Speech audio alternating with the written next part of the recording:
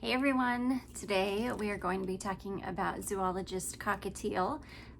This is beautiful. I don't think I mentioned the artwork on the bottles in the last video that I did, but the artwork on this house is just some of the best I've ever seen of any perfume house.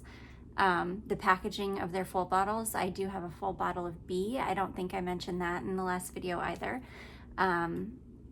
Is just insane. I keep it in its original box that it came in because it's so gorgeous, and the actual bottles themselves are just beautiful. But anyways, like a dummy, I didn't keep the card out with the last one that I did, but I've got the card on this one out, so I've got the notes right in front of me. Okay, so Cockatiel is, and these all have different perfumers too. I think I forgot to mention that in the last video as well. This one is going to be much different than the Moth that we just talked about yesterday. This one I think is going to be, I haven't smelled this one yet. My friend Christine sent these to me a long time ago. Ooh, oh my gosh. And this one, I don't know that I ever smelled this one. Okay, so the notes on this one are champagne, raspberry, and rhubarb, acacia, powdery notes, and cashmeran, Guaiac Wood, patchouli, vanilla, and musk. So I was gonna say, as soon as I smelled it, I almost get that same kind of hay, or I think it's a hay note that is in B. I feel like I'm getting that same kind of a hay note. It doesn't say that it's got hay in it anywhere. I'm definitely getting rhubarb. Lots and lots of sweet, tart rhubarb.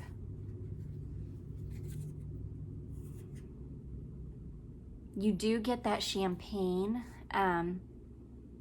and the champagne has a bit of a dryness to it.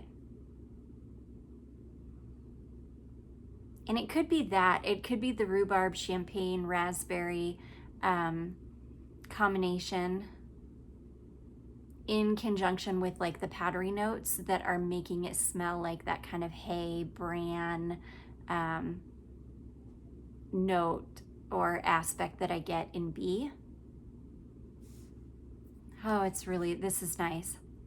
This again, this is much more wearable in my opinion than Moth, or I should say much more wearable on a woman. I feel like Moth would just be incredible on a man. Maybe a touch less wearable for a woman unless you're really, really confident with your perfume. Oh gosh, this is so nice. I don't get a ton of Guaiac or patchouli. I definitely get the sweet vanilla. I don't really get much of the musk. It's probably just a supporting note in the base.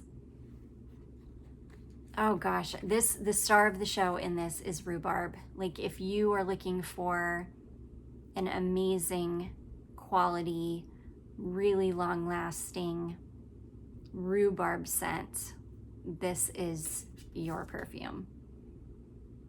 This is rhubarb through and through.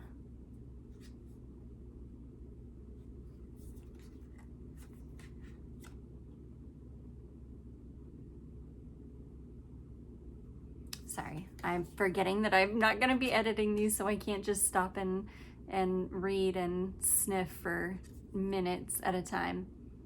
Yeah, this is beautiful. I don't know that this would be a full bottle buy for me, but I feel like if you really love rhubarb, if you like bright, crisp, tart, but still very good quality, very niche smelling, very complex smelling, I think that this would just be incredible. Somebody else mentioned hummingbird in my last video. I have a sample of hummingbird as well, and hummingbird is beautiful. It might be my second favorite Zoologist fragrance that I've smelled so far. Most of these Zoologist fragrances are masterpieces, in my opinion. Just the way that they are composed, the notes in them, the complexity of them.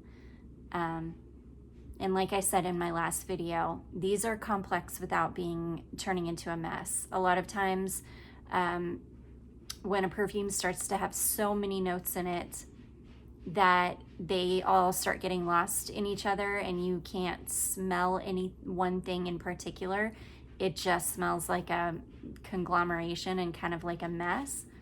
That's not how it goes with these. With Zoologist, you can always pick out the individual notes, but there's like a ton of notes in most of them.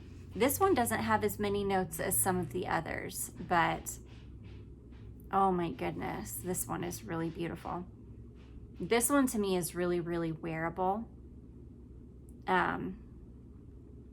It's gorgeous. I can definitely picture like a cockatiel in my head when I'm smelling this.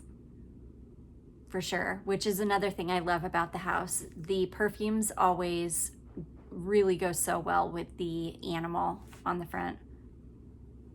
So anyways, yeah, when I think of Zoologist, to me, Zoologist is like the epitome of niche. This is what niche perfumery should be.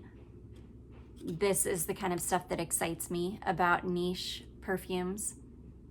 Everything about it, the artwork, the fragrances, the idea behind the entire house, just everything about it. I just love it. So anyways, yeah, that is Cockatiel. I hope that, and I have tested quite a few. Actually, I think my hummingbird is right here somewhere. But I have tested quite a few of these. I've never had a Zoologist fragrance that wasn't just completely nuclear on me.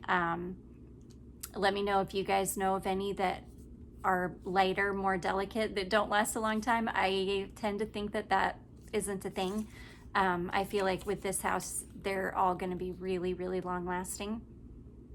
I'm sure this would be no different. I don't know what the powdery notes in this are, but it's really beautiful. As this one dries down, the rhubarb really starts to mellow out, and you really get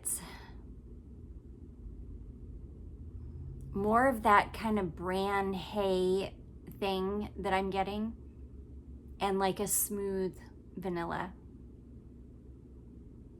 Gosh, it's really, really beautiful. Cannot say enough good things about these. So anyways, you guys, today that is Zoologist Cockatiel. I've got tons more to go, but we've got at least 3 more zoologists that we'll be doing this week. It's just going to be a zoologist week because why not? So anyways, you guys, yeah, I hope you enjoyed that, and I will see you tomorrow. Bye.